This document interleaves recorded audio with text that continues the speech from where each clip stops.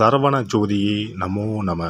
வாழ்க வையகம், வாழ்க வளமுடன். அனைத்து தமிழ் நெஞ்சங்களுக்கும் கனிவான வணக்கங்கள். நிகழும் மங்களகரமான விசுவாசு ஆண்டு பங்குனி மாதம் 18ஆம் நாள் புதன்கிழமை அன்று சதுர்தசி திதியில் உத்திரம் நட்சத்திரத்தில் விருத்தி நாமயோகத்தில் வணிசை கரணத்தில் அமிர்தயோகம் கூடிய நன்னாளில் இந்த மகத்தான ஏப்ரல் மாதம் பிறக்கிறது.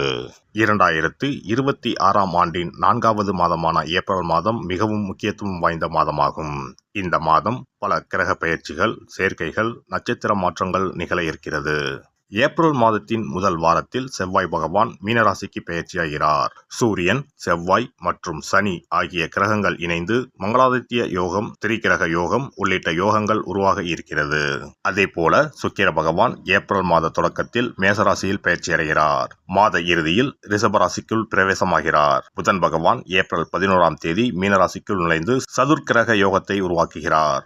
ஏப்ரல் 14ஆம் தேதி சூரிய பகவான் மேசராசிக்கு பெயர்ச்சியடைந்து சுக்கிரனுடன் இணைந்து சுக்கிராதித்ய யோகத்தை உருவாக்குகிறார். ஏப்ரல் 17ஆம் தேதி சனி பகவான் உத்திரட்டாதி நட்சத்திரத்தின் 3ஆம் பாதத்தில் பிரவேசிக்கிறார். ஏப்ரல் 30ஆம் தேதி புதன் பகவான் மேசராசிக்குள் நுழைய இருக்கிறார். இந்த கிரகங்களின் அமைப்பினால் உங்கள் வாழ்வில் ஏற்படக்கூடிய சுப மற்றும் அசுப பலன்கள் என்ன என்பதனையும், அசுப பலன்கள் ஏற்படுமாயின் ராசிக்காரர்கள் செல்ல வேண்டிய கோவில் மற்றும் செய்ய வேண்டிய பரிகாரம் என்ன என்பதனை பற்றியும் விரிவாக காண்போம்.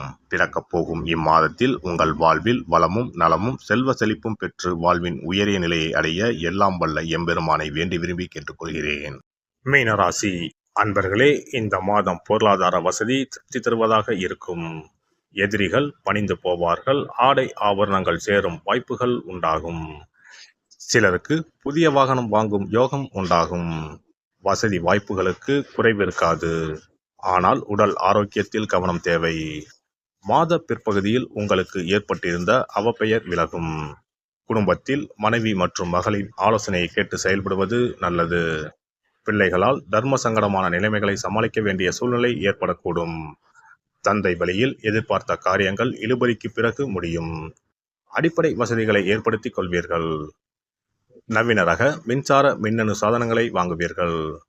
பழைய வாகனத்தை மாற்றி புதிய வாகனம் வாங்கும் யோகம் உண்டாகும். உறவினர்களால் அனுகூலம் ஏற்படக்கூடும் என்றாலும் சில பிரச்சனைகளும் ஏற்படக்கூடும். மாத முற்பகுதியில் சகோதரிகளின் அன்பும் ஆதரவும் உங்களுக்கு மகிழ்ச்சி தரும். மாத பிற்பகுதியில் தாய்மாமன் வகை உறவுகளால் சில தர்ம சங்கடமான சூழ்நிலை எதிர்கொள்ள நேரலாம்.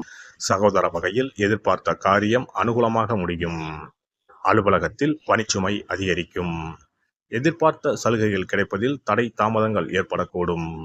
சக ஊழியர்களிடம் போதுமான ஒத்துழைப்பு கிடைக்காது. மேல் அதிகாரிகளை அனுசரித்து செல்வது எதிர்காலத்திற்கு நல்லது. தொழில் மற்றும் வியாபாரத்தில் எவ்வளவுக்கு எவ்வளவு உழைக்கிறீர்களோ அவ்வளவுக்கு லாபம் கிடைக்கும். பற்று வரவு சுமூகமாக நடைபெறும். மறைமுக போட்டிகளை முறியடிப்பீர்கள். சக வியாபாரிகளுடன் இணக்கமாக பழகுவது நல்லது.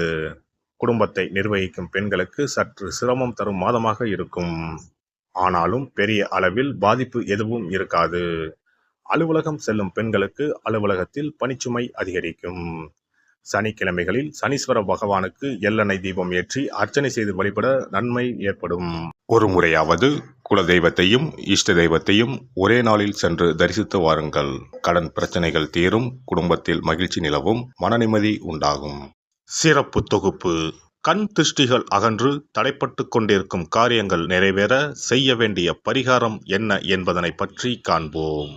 வாழ்க்கையில் நல்ல நிலையில் இருந்தவர்கள் கூட திடீரென்று பொருளாதாரம் இழந்து மன கஷ்டங்களுடன் வாழும் நிலை ஏற்படும்.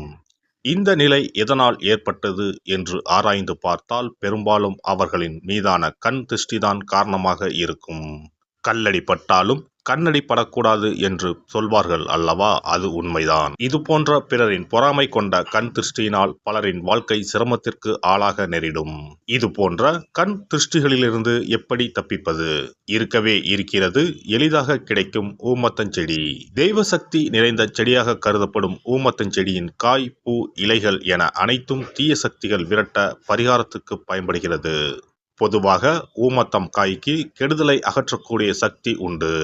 நம் வீட்டில் உள்ள எதிர்மறை சக்தியை அகற்றுவதற்கு ஊமத்தங்காய் தீபம் சிறந்த பரிகாரமாகிறது. தெய்வீக மகத்துவம் நிறைந்த ஊமத்தங்காய் மற்றும் பூவையும் எடுத்துக்கொள்ளுங்கள். வீட்டுக்கு அருகில் இல்லை என்றால் நாட்டு மருந்து கடைகளில் கிடைக்கும். இந்த 2 பொருட்களையும் மஞ்சள் தண்ணீரை கொண்டு நன்றாக கழுவி விடுங்கள்.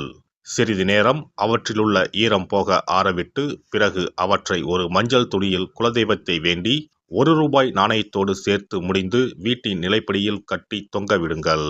இந்த முடிச்சை வெள்ளிக்கிழமை அல்லது ஞாயிற்றுக்கிழமைகளில் தயார் செய்து வாசல் படியில் கட்டுவது சிறப்பு. தினமும் வீட்டில் தீபம் ஏற்றி காண்பிக்கும் போது இந்த முடிச்சுக்கும் காண்பிக்கவும். இதேபோல் ஊமத்தம் இலைகள் கிடைத்தால் அந்த இலைகளை சுத்தமான மஞ்சள் தண்ணீரில் கழுவிவிட்டு அவற்றை கொண்டு வீட்டில் இருக்கும் விநாயகருக்கு திங்கள் கிழமைகளில் தொடர்ந்து அர்ச்சனை செய்து வர வேண்டும். ஊமத்தம் பூவையும் விநாயகருக்கு சூட்டலாம். 3 வாரங்கள் தொடர்ந்து திங்கள் கிழமைகளில் விநாயகருக்கு ஊமத்தை இலையால் அர்ச்சனை செய்து ஊமத்தம் பூவை சூட்டி வழிபட்டால் வீட்டில் உள்ள கெட்ட சக்தி நடமாட்டம் மற்றும் கண் திருஷ்டிகள் தீரும்.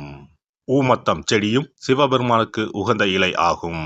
இந்த ஊமத்தங்காய் வைத்து சிவபெருமானுக்கு தீபம் ஏற்றி வழிபடுவதன் மூலம் நமது பிரச்சனைகளில் இருந்து எளிதாக விடுபட முடியும். முதலில் 2 ஊமத்தங்காய்களை எடுத்துக்கொள்ள வேண்டும். அவற்றின் மீது முட்கள் இருப்பதால் மிகவும் கவனமாக கையாள வேண்டும். ஊமத்தங்காயின் காம்பு பகுதிகளை வெட்டி கொண்டு கத்தியை பயன்படுத்தி ஊமத்தங்காயின் உள்ளே இருக்கும் விதை பகுதியை முழுவதுமாக நீக்கிவிட வேண்டும். பின்னர் 2 அகல் விளக்குகள் மற்றும் விளக்கு வைப்பதற்கான 2 தட்டுகளை எடுத்து சுத்தம் செய்து அவற்றிற்கு மஞ்சள் குங்குமம் போட்டு வைத்துக் கொள்ள வேண்டும். பின்னர் 2 தட்டின் மீதும் ஒவ்வொரு அகல் விளக்கை வைத்துக் கொள்ள வேண்டும். அதன் பிறகு எப்போதும் பூஜை செய்வதற்கு வைப்பது போன்ற வெத்தலைப்பாக்கு, பழம் போன்றவற்றை வைத்துவிட்டு 2 விளக்குகளையும் ஏற்றி சிவபெருமானை மனதார வேண்டிக் கொள்ள வேண்டும். எனக்கு இருக்கும் பிரச்சனைகள் அனைத்தும் தீர்ந்து இன்பமான வாழ்க்கை கிடைக்க வேண்டும் என வேண்டிக் கொள்ள வேண்டும். இந்த பூஜையை வெள்ளிக்கிழமை அன்று தொடங்கினால் தொடர்ந்து 9 வெள்ளிக்கிழமைகள் செய்ய வேண்டும். ஊமத்தங்காயின் மீது எவ்வாறு முட்கள் இருக்கிறதோ அதுபோல நமது வாழ்க்கையில் இருக்கும் முட்கள் போன்ற பிரச்சனைகளை அவை தீர்த்து வைக்கின்றன. இந்த பூஜையை நாம் தொடர்ந்து செய்து வருவதால் நம் மீது இருக்கும் கண் திருஷ்டிகள் அகன்றுவிடும். தீராத துயரங்கள் தீர்ந்துவிடும். பணம், நகை நம்மிடம் பெருகி வரும்.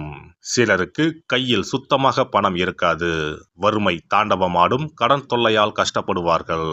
பண பிரச்சனையில் சிக்கி கொண்டிருப்பவர்கள் இந்த தீபத்தை ஏற்றினால் 3 வாரங்களில் நல்ல பலனை பெற முடியும். தொழிலில் நல்ல முன்னேற்றம் இருக்கும். கடன் பிரச்சனைகள் தீரும். உறவினர்களிடையே பகைமை இருந்தால் அவையும் மறைந்துவிடும். நோய்வாய் உள்ளவர்கள் இந்த தீபத்தை ஏற்றுவதன் மூலம் நல்ல பலனை பெற முடியும். பொதுவாகவே எந்த பரிகாரம் என்றாலும் அதை முழு நம்பிக்கையுடன் செய்தால் மட்டுமே முழு பலன் கிடைக்கும் என்பதை நினைவில் கொள்ளுங்கள். எல்லாம் வல்ல இறையருளால் நீங்களும் உங்கள் அன்பு குடும்பமும் உடல் நலம், நீலாயுள், நிறை செல்வம், உயர் புகழ், மெய்ஞானம் ஓங்கி வாழ்க வளமுடன். இந்த வீடியோ பதிவு உங்களுக்கு பிடித்திருந்தால் லைக் பண்ணுங்க, கமெண்ட் பண்ணுங்க, ஷேர் பண்ணுங்க. மறக்காம சப்ஸ்கிரைப் பண்ணுங்க. பக்கத்துல இருக்கிற பெல் பட்டனை கிளிக் பண்ணுங்க. நன்றி, வணக்கம். ஓம் நமச்சிவாய. சிவாய